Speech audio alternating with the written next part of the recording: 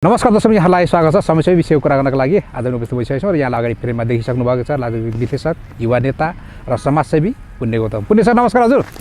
Thank you so much. तडक्क पारेर आज टिको लाएर आउनुभएको छ होइन? होइन, यो टिको भन्दा पनि मेरो परम पूज्य हजुरबुवा श्री कुलप्रसाद गौतमज्यूको आज श्राद्ध थियो। श्राद्धको टिको लगाएर आउँदै श्राद्धको टिको लगाएर आउनुभएको आज भनेपछि अब आज टिको लगाएर जो श्राद्धमा टिको लगाएर अलिकति स्वच्छ भनेर आउनुभएको अवस्था छ। म सधैँ स्वच्छ हुनुहुन्छ र पनि आज झन् साह्रो एकदम भएर आउनुभएको छ। अब यो चुनाव चाहिँ कसरी राख्नु भएको छ? चुनावको माहौल त एकदम तातिरहेको अवस्था छ। अब यहाँनिर धेरैले भनिराख्नु भएको छ चुनावको माहौल तातिरहेको छ। जति पनि चुनावको उम्मेदवारहरू क्यान्डिडेटहरू आफ्नो आफ्नो स्थानमा जानुहुन्छ, आफ्नो आफ्नो क्षेत्रमा जानुहुन्छ, तर बाजा गाजा सहित जानुहुन्छ। कसैको एजेन्डा भिजेन्डा योजना केही छैन भनिरहेको अवस्था छ। यसलाई चाहिँ कसरी हेर्नुभएको छ? यहाँले चाहिँ कस्तो कस्तो व्यक्तिहरू कसरी गएका छन् र अहिलेको चुनावमा र पहिला कसरी जान्थे र अहिलेको चुनावमा घर दैलो कार्यक्रममा जाँदै गर्दाखेरि अथवा त्यहाँका भोटरसँग भेटघाट कार्यक्रममा जाँदै गर्दाको अवस्था कसरी हेर्नुहुन्छ यहाँले?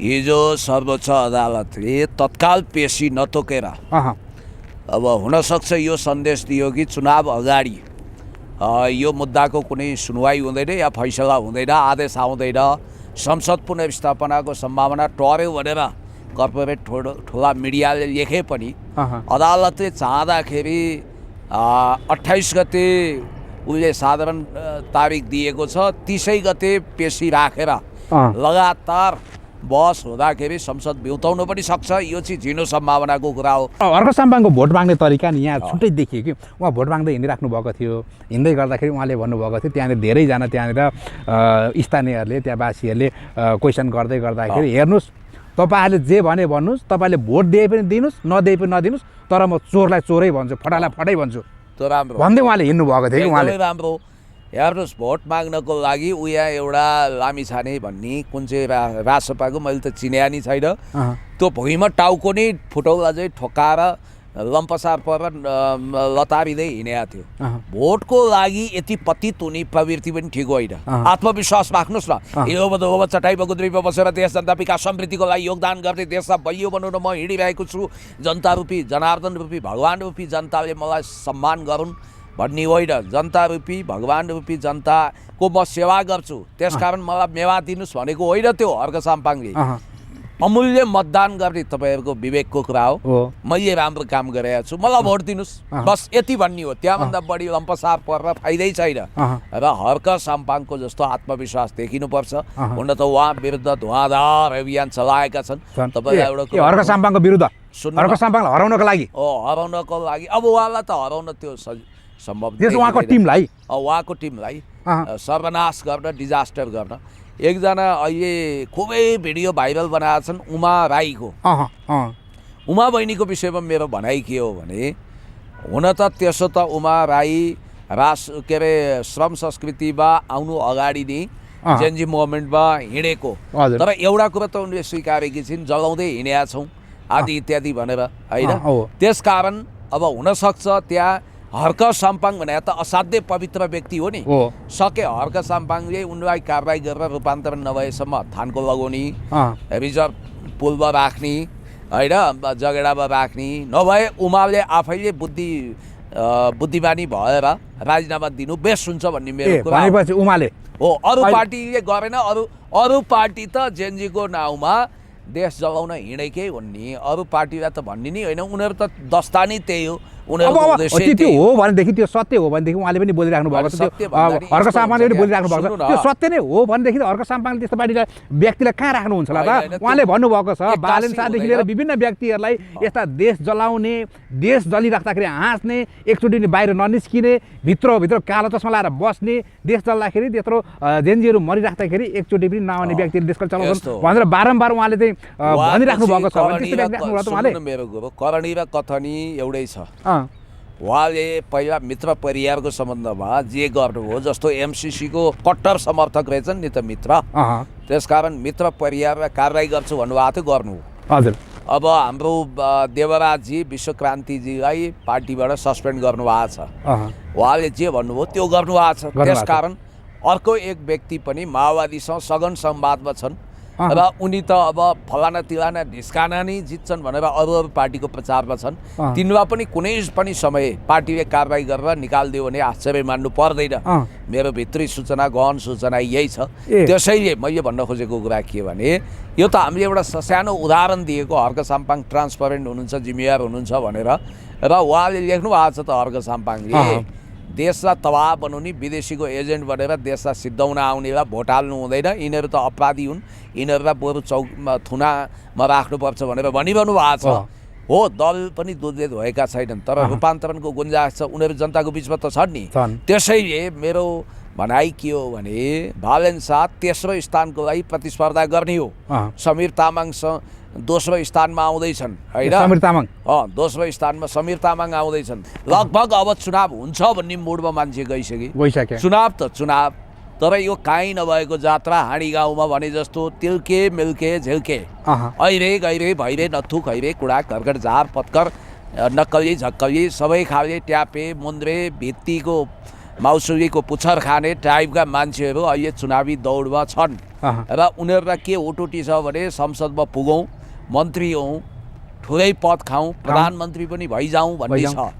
त्यसकारण राजनीतिको स्तर जरुर खस्क्यो, क्वालिटीलेस मान्छेहरू आए। अब अहिले चुनावको तमासा हेर्नु त, अब त्यो आशिका तामाङको तमासा हेर्दा लाजै लाग्छ। मनी मनी मनी म्या म्या म्या बाख्रा मलाई भोट हाल है पाठा भनेका छिन्। कुखुरी कहाँ गर्ने क्वाँ क्वाँ गर्ने भालेलाई च्यापेर भालेलाई भोट हाल भनेका छिन्। अब ती मान्छे आफैमा पनि जर्मनको पिआरधारी हुन्, जर्मनको पिआरले, अनि अनेक विवाद जोडिया छ र तिनको 1 वर्ष अगाडि फैसला भएको थियो फौजदारी केसमा, जसको कारण अहिले निर्वाचन आयोगले उनको उम्मेदवारी खारेज गरिदिन सक्थ्यो, तर त्यो पनि कायम छ। हेर्नुहोस् अब यो त राष्ट्रपाकै सरकार हो, उसैको प्रभाव जम्छ, उसैले भनेपछि जसको सरकार छ उसलाई कसैले केही गर्न सक्दैन। त्यस्तो देखियो नि त, राज्य नै उनीहरूको पक्षमा छ। अहिले साम दाम दण्ड भेद नीति पेलपाल जेलजाल ठेलठाल पैसाको खोलो बगाएर राष्ट्रवादी शक्तिलाई सोत्तर बनाउने गेम प्लान छ र राष्ट्रघाती लुसिफरवादीहरूलाई जिताएर माथि पुर्याउने एउटा प्लान पनि देखिएको छ। त्यसकारण मैले तपाईँलाई भन्न खोजेको के भने यो चुनावमा जनता सजग भएर अहिले जसरी पैसाको खोलो भगाउँदैछ नयाँ शक्तिको नाउँमा, जसरी लुसिफरवादीहरूको ताण्डव छ, यसलाई चाहिँ जनता सजग भएर को असली हुन्, को राजनीतिक हुन्, को बेइमान हुन्, को नक्कली राष्ट्रवादी हुन्, को खराब छन् भन्ने कुरो मिडियाको दुष्प्रचारको भ्रममा नभइकन विवेकको मतदान गरेर राष्ट्रवादी शक्तिहरूलाई जिताउनु पर्यो।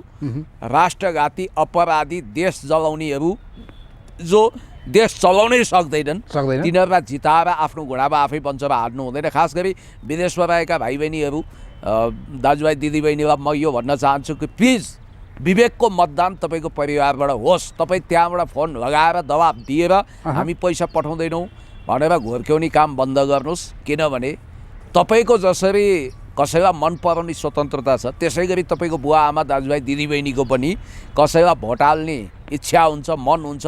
तपाईँले त्यसमा जोर जबरजस्ती गर्नु भने यो डेमोक्रेसी भन्दा विपरीत कुरा हो, लोकतन्त्र होइन, यो पेलपाल झेलझाल ठेलठाल हो। त्यसकारण मलाई जहाँसम्म लाग्छ झापालीहरू साह्रै बाठा, चितवनवासीले पनि यसपालि कोर्स करेक्सन गर्दैछन्। रवि लामिछाने हाउडे मान्छे, देशको नागरिकता त्याग गरेका मान्छेलाई जिताएकोमा पश्चाताप गरिरहेका। भनेपछि यसपालि रवि लामिछानेको पनि चितवनमा जित्ने सम्भावना छैन। पुरानो भएन भने कतिचोटि उसलाई भोट हाल्ने, मत परिवर्तन गर्नुपर्छ भन्ने पक्षमा छन्। बरु जसले जे भने पनि स्थापित मूलधारको दलहरू नै प्रो पब्लिक रहेछन्, जनताको रहेछन् भनेर उनीहरूमाथि भरोसा गरिरहेको अवस्था छ।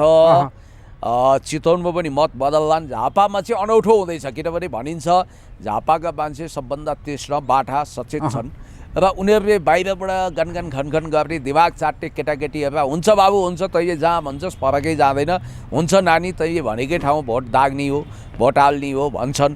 तर त्यहाँ टेलिस्कोप लगाएर दुर्बिन लगाएर कुनै सेटेलाइटबाट खिचेको त हुँदैन कहाँ भोट हाल्यो भन्ने। गोप्य मतदानमा भोलि उनीहरूले झापाली बाठा छन्, उनीहरूले भनिदिन्छन्। झापा मात्रै होइन, अन्तको मान्छेले पनि भनिदिन्छन्, अभिभावकहरूले के गर्नु बाबु तैँले भनेकै पार्टीमा भोट त हालियो, तर अब हार्यो, अब मेरो मात्रै केही लाग्दैन भनेर थाङ्नामा सुताइदिने हो क्या तपाईँहरूले। बालेन शाहलाई जिताउनु पर्ने किन? काठमाडौँमा भएका सुकुम्बासीलाई कति हेपेर बोलेका छन्, काठमाडौँ र झापाका सुकुम्बासी फरक हुन् भनेर। अहिले फरक भनिराख्नु भएको छ उहाँले। होइन, अहिले काठमाडौँका काठमाडौँको- सुकुम्बासीहरूलाई त्यहाँनिर खोलामा बस्नु भएको थियो, खोलामा बर्खा लागिसकेपछि उहाँहरूलाई त्यहाँबाट निकाल्नु पर्थ्यो, सुरक्षाको कारणले निकालिदिएको। तर त्यहाँ झापाको सुकुम्बासीहरू उहाँहरूको त त्यहाँनिर जति खोला छ खोलाभन्दा धेरै पर धेरै टाढो, खोलाले बर्खामा खोलाले पनि केही नगर्ने बिगार नगर्ने हो। त्यो भएको कारणले गर्दाखेरि झापाको सुकुम्बासीलाई धनी पूर्जा दिनु पर्यो।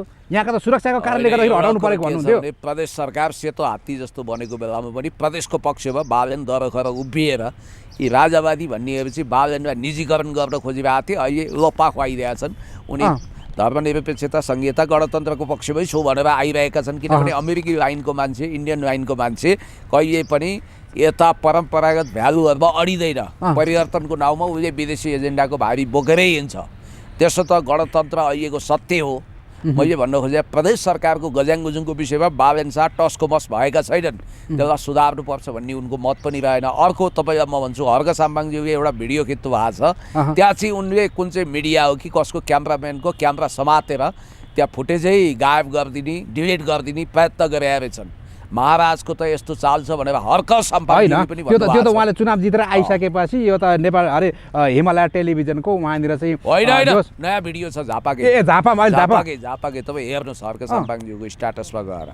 र अर्को कुरो मैले तपाईँलाई भनिहालौँ कि अहिले बालेन शाहले जुन नाटक गरेका छन्, नदी किनारमा बस्नु उनीहरूको एकदमै सौख हो र, त्यो त बाध्यता व्यवस्था हो नि।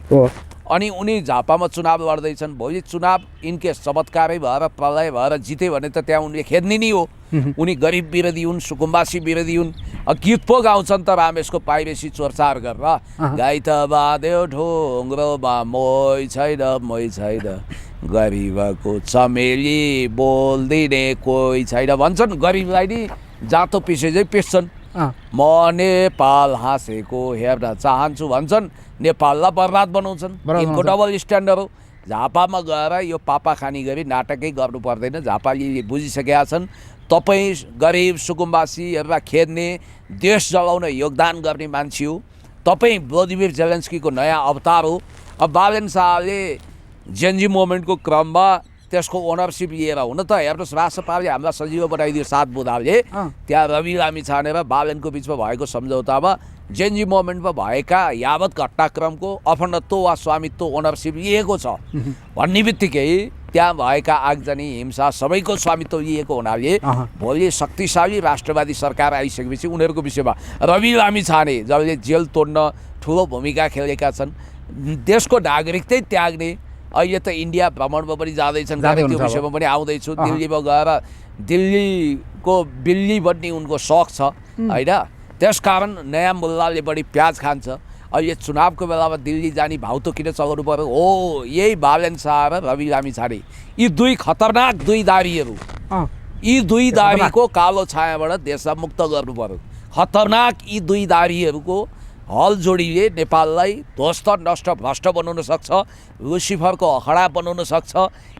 रासपा कुनै पार्टी होइन, ग्याङ गिरो हो। अब मसँग एउटा रिसेन्टली एउटा भिडियो आएको छ, म तपाईँलाई त्यो सो गर्न चाहन्छु, जहाँ स्पष्ट रूपमा यो जलाउँदै हिँड्ने मान्छेले हाम्रो नेता त बालेन शाह रहेछ भनेर कन्फर्म गरेको छ। एकचोटि यो सुनिदिउँ।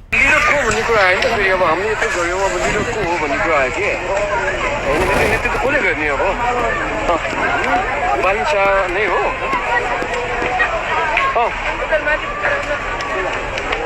त्यही त अब हामी नेतृत्व त चाहियो नि त फेरि। कस्तो बनायो है कान्तिपुर सरकारको त्यो चम्चा त हुन्छ। भनेपछि यो मानिस जो यसलाई पक्रिया छ कि छैन, उनीहरूकै सरकार छ, के पक्रिन्थ्यो सबैको पोल खोल्ने होला फेरि। उसले त बालेन शाह नै यो ध्वंसको नायक हो। तथ्यहरूले त पता थिए। जेनजी आन्दोलनभन्दा अगाडि विज्ञप्ति लेखेर प्रवोक गर्ने अनि जेनजीहरूलाई मर्न पठाउने, सिंहदरबार जलाउने स्क्रिप्ट लेख्ने यिनै हो भनेर त पुष्टि नै भएको थियो। साथमा त्यो बेलामा देश जलाउँदै हिँड्ने कुनै प्रतिनिधि पात्रले लिडर खोजे, कसैलाई उनको बोसलाई माइ बापलाई फोन गरे, उताबाट के कुरा आउँछ भने तिमी ढुक्क हौ भाइ, संवाद त सुनिया छैन, त्यस्तै आशय होला। बालेन शाह नै नेता हो भन्ने बित्तिकै ए हो बालेन शाह हो नेता हो भनेर उसले कन्फर्म गरेका छ। भन्दा साथ यसरी देश जलाउन योगदान नकारात्मक योगदान गर्ने मान्छे हुन्। अहिले रवि लामिछाने हेर्नुहोस्, हिजो लामो स्ट्याटस देखेँ, बडो भावुकता देखाउँछन्। सुनामी आउँदैछ अरे। ए रविजी, तपाईँलाई म भन्छु, सुस्तरी सुस्तरी बतास जहिले पनि चल्छ, अहिले पनि सिरसिर सिरसिर हावा चलेको छ। यो मजेदार छ नि होइन, यो चिसो मौसममा पनि यसले खासै हानि नोक्सानी पुर्याउँदैन। सुनामी आफैमा राम्रो कुरा हो होइन नि, यसले लतार्छ, ध्वस्त पार्छ। चाहे इन्डोनेसियाको बालीमा आएको सुनामी होस्, चाहे अमेरिकामा आएको सुनामी होस्, सुनामी आँधी तुफान भनेको एकैचोटि आउँछ, ध्वंस गर्छ, लतार्छ, जान्छ, फेरि कहिले हो कहिले हुन्डरी टाइपले आउन पनि सक्छ, नआउन पनि सक्छ। त्यसकारण रासोपास यदि सुनामी हो भने त्यो देश विरोधी सुनामी हो, घातक छ।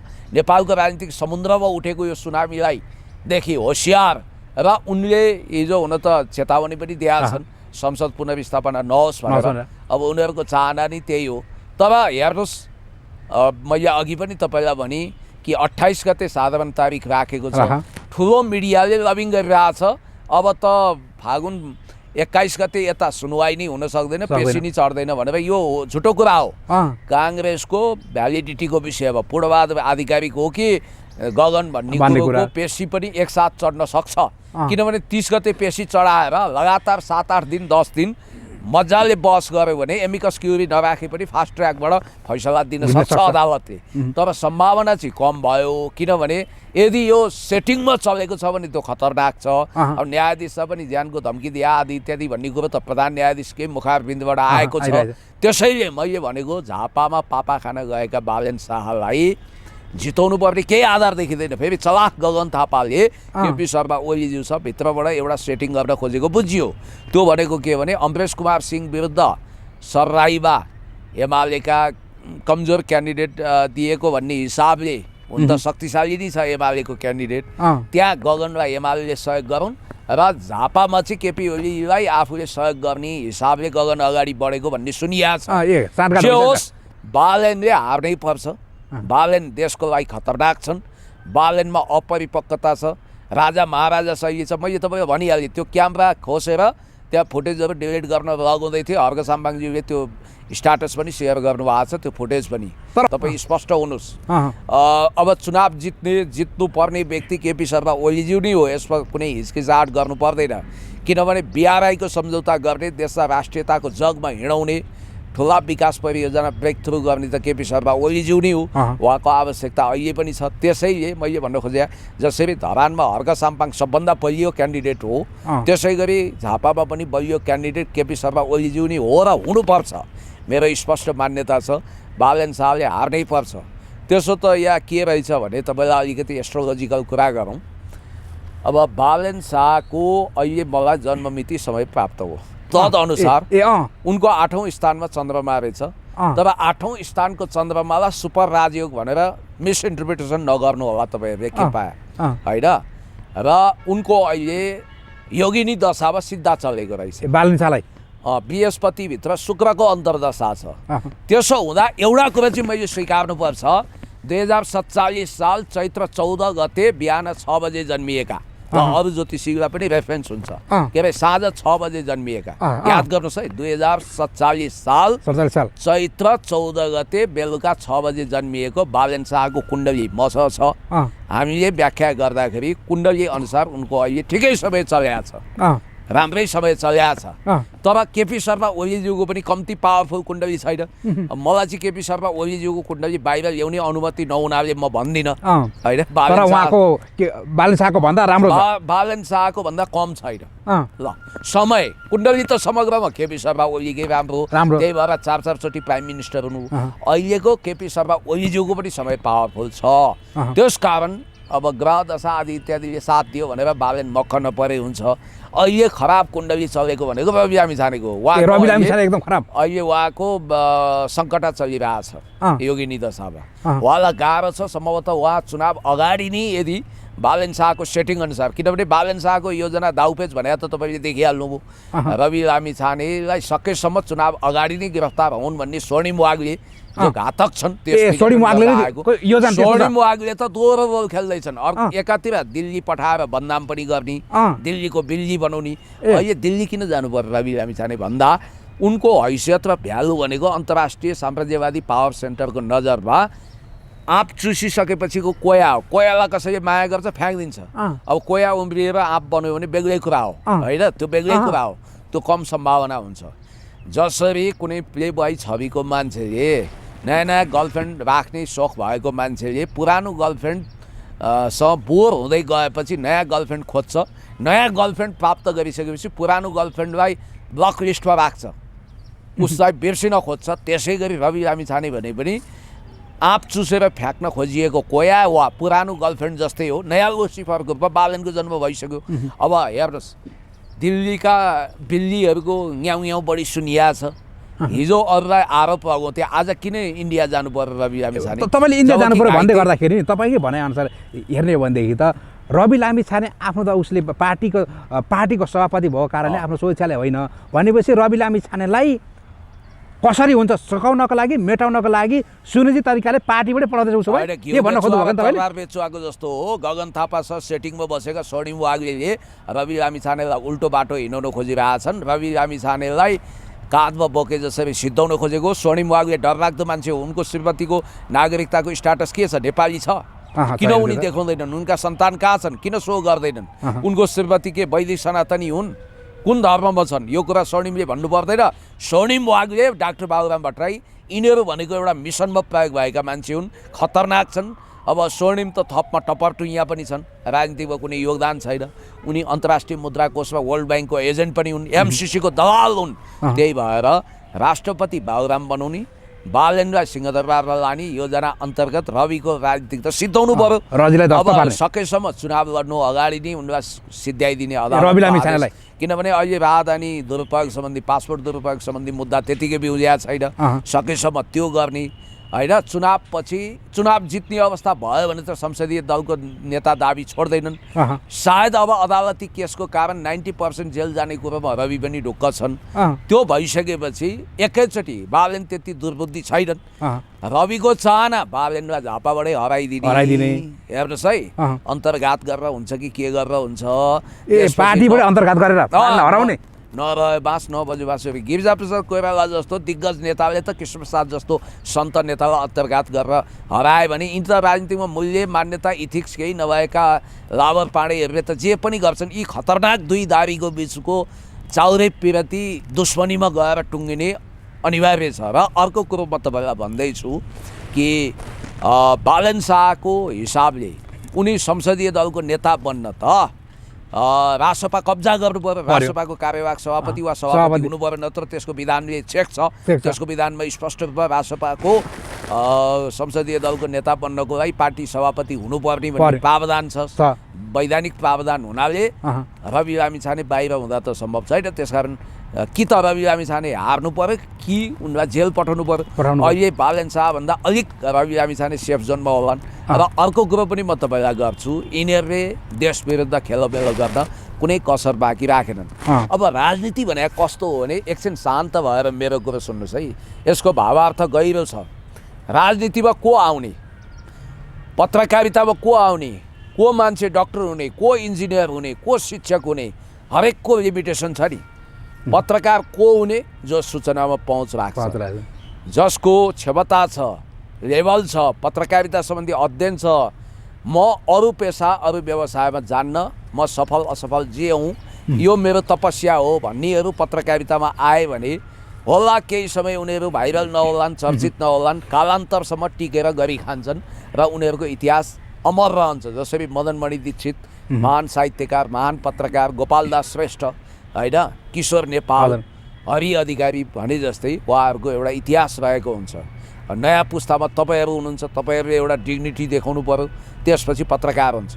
डक्टर को हुने? जसले MBBS गरेको छ, MD गरेको छ, मेडिकल काउन्सिलबाट लाइसेन्स लिएको छ, त्यो हुने। वकिल को हुने? LLB वा LLM गरेको र बार काउन्सिलबाट लाइसेन्स लिएको मान्छे मात्रै वकिल हुनसक्छ। राजनीति कसले गर्ने? त्यो परीक्षा दिएर त जाने अवस्था छैन, त्यसको लागि निश्चित योग्यता छैन। को हुने? जो स्वस्थ छ, जो कुनै फौजदारी केसको लफडामा छैन, जो सामाजिक छ, जो व्यवहारिक छ, जो मान्छे त्यागी छ, जसले जोखिम मोलेर राष्ट्रको सेवा गर्ने र निरन्तर त्यसमा दिलचस्पी गरेर तपस्या गर्ने क्षमता राख्छ, जसलाई भू राजनीतिको ज्ञान छ, इतिहास बोध छ, भूगोलको जानकारी छ, ऊ प्रो पब्लिक छ त्यो मान्छे राजनीतिमा जाने हो। अब यहाँ के भयो, तिल्के मिल्के झिल्के नक्कली झक्कली होइन जस्ता पनि मान्छे राजनीतिप्रति उग्र दिलचस्पी। त्यसको कारण के हो, कुर्सीमा गएपछि लुट्न पाइन्छ, करोडौँ अरबौँ सित्तै लुट्न पाइन्छ। सबभन्दा सुरक्षित बिजनेस नै त्यही भयो। सबले नमस्कार ठोक्छन् भनेर राजनीतिलाई पुरै ढलमती बनाइयो। राजनीतिमा अहिले लाखौँ मान्छे छन्, हुनु पर्थ्यो केही हजार भए पुग्छ के। स्थानीय सरकार वा अब प्रदेश त यो गलगाँड जस्तो हो, यसलाई कालान्तरमा हटाउनै पर्छ होइन, यसलाई सुधार गर्नै पर्छ। नत्र लगभग अहिले पार्लियामेन्टमा कति आउने हुन्, 265 र 165 र 110 भन्नाले 275 सिट छ। राष्ट्रिय सभामा अलिकति होला, स्थानीय सरकारमा अलिकति होला। राजनीतिमा यति लठाभद्र मान्छे किन चाहियो? चिनिया कम्युनिस्ट पार्टीको कति केन्द्रीय सदस्य छन्? थाई समिति 9बाट घटाएर 7 समिति सदस्य बनायो। संसारको सबभन्दा बढी जनसङ्ख्या भएको देश, त्यहाँको कम्युनिस्ट पार्टीको सदस्य बराबर त हाम्रो जनसङ्ख्याको एउटा हिस्सा पनि छैन होइन। करोडौँ त्यहाँ कम्युनिस्ट पार्टीको सदस्य छन्, त्यहाँबाट क्रिम मान्छे आउने हो नि।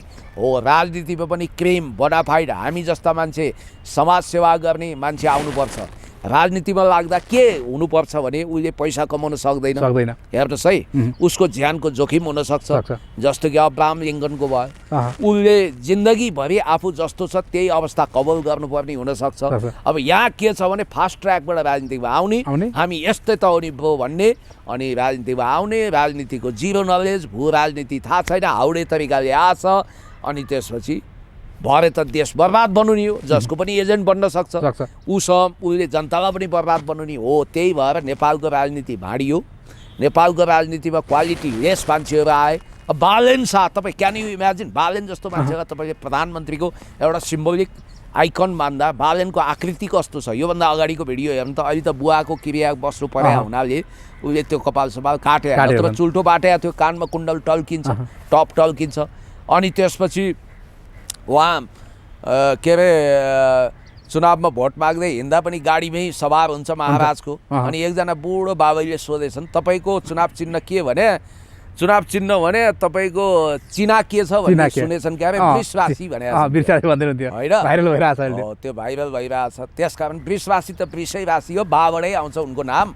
मैले जन्ममिति नै भनिदिएँ तपाईँलाई, 2047 साल चैत्र 14 गते, समय नै भनिदिएँ, साँझ 6 बजे, 8औँ स्थानमा चन्द्रमा छ। बाँकी कुण्डली आफै बनाउनुहोस् विज्ञहरूले।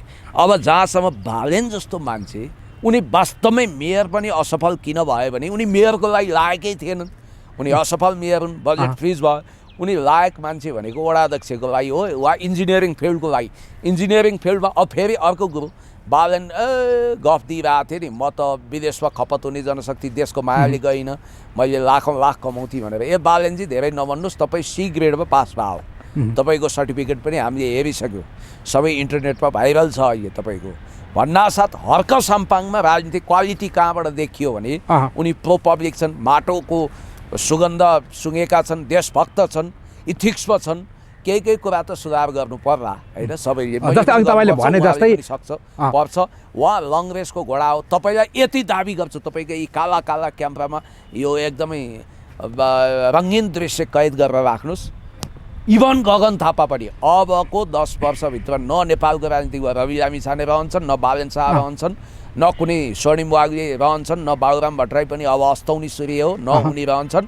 इभन गगन थापा पनि रहँदैनन्, किनभने गगनको लाइन पनि जेएनजीको नाउँमा पपुलिस्ट लाइन हो। गगन पनि योगदान गरेर आएका होइनन्। सम्भवतः अब काङ्ग्रेसको आधिकारिक विवाद टुङ्गियो, आधिकारिकताको बहस अदालतले टुङ्ग्याइदियो भने उनको राजनीतिक करियर समाप्त पनि हुनसक्छ। यही चुनाव पनि जितवान नजितवान निश्चित छैन, किनभने त्यसपछि त्यस पछाडिको राजनीतिकका मूल नेता भनेकै हर्क साम्पाङ भन्न भन्दैछु। न अमरेश न गगन, त्यहाँ तेस्रो पक्ष शिवपूजन यादवको छोराले जित्न सक्छ। यस्तो हो, हर्क साम्पाङज्यू युवा पुस्ताको होनहार नेता हो, राम्रो हो, स्थापित परम्परागत एउटा सुदृढ खम्बा अभिभावक भनेको को केपी शर्मा ओलीज्यू हो र उदयमान नेता भनेको तपाईँको हर्क साम्पाङज्यू हो। उहाँ नै हुनुहुन्छ। हुन्छ सर, यहाँको महत्त्वपूर्ण समयको लागि धेरै धेरै